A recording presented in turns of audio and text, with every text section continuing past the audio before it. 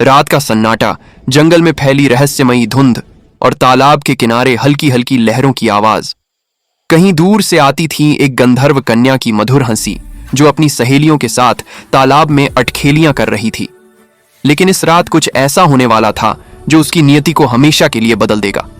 क्या थी वह शरारत जिसने एक सुंदर गंधर्व कन्या को श्राप के बंधन में जकड़ दिया, और कैसे उसकी कहानी ने जन्म दिया एक ऐसे प्राणी को जिसका नाम सुनकर देवता भी कांप उठे। आइए इस रहस्यमयी कथा में डूबते हैं। पुराने समय की बात है, जब धरती पर गंधर्वों और ऋषियों का बोलबाला था।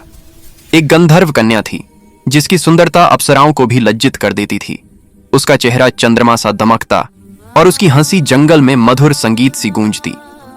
एक दिन वह अपनी सहेलियों के साथ एक सुनसान तालाब के किनारे खेल रही थी। पानी की छींटें, हंसी मजाक और शरारत भरी मस्ती में वह डूबी थी।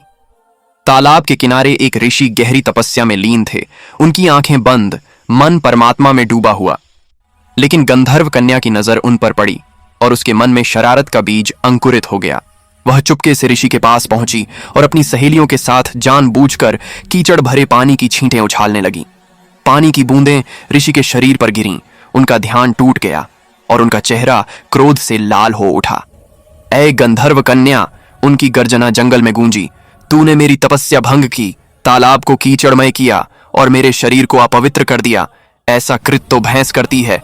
जा, आज से तू भैंस बन जा, तेरी काया भैंस की हो जाए। और फिर ऋषि के श्राप की गूंज पूरे जंगल में फैल गई।